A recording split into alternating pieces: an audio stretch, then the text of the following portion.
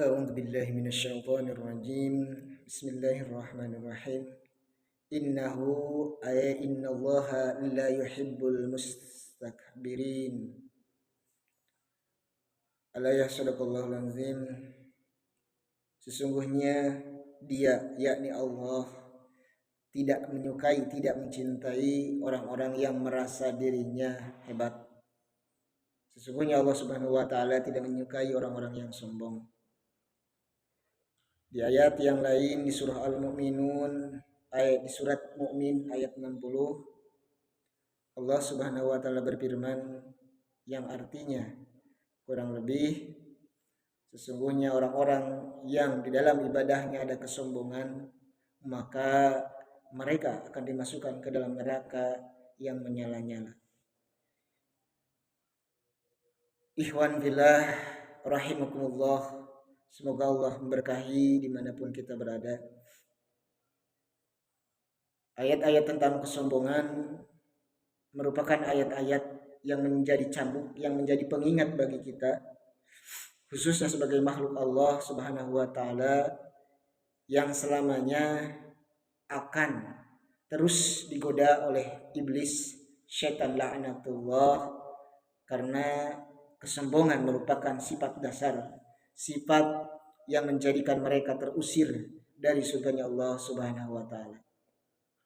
Bahkan kalau kita merenungkan tentang ayat-ayat Al-Qur'an yang berkenaan dengan sombong, maka kita akan menemukan bahwa kesombongan yang walau dilakukan dalam beribadah sekalipun, maka taruhannya adalah neraka jahanam, neraka yang kita akan masuk di dalamnya.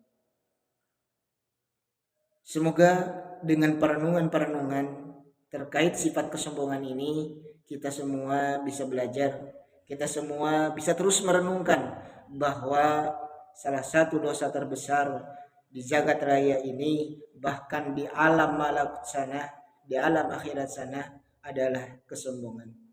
Kita akan melihat puluhan bahkan ratusan hadis bagaimana kesombongan ini menjadikan seseorang terhalang ke dalam surganya Allah Subhanahu wa taala. Walaupun hanya sebutir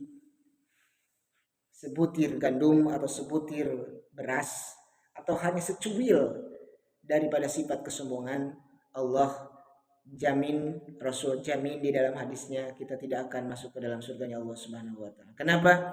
Karena sekali lagi kesombongan adalah sumber daripada segala sumber malapetaka yang menjadikannya orang tersuci sekalipun di dalam surga terusir ke dunia, yakni Nabi Adam alaihissalam beserta istrinya Siti Hawa.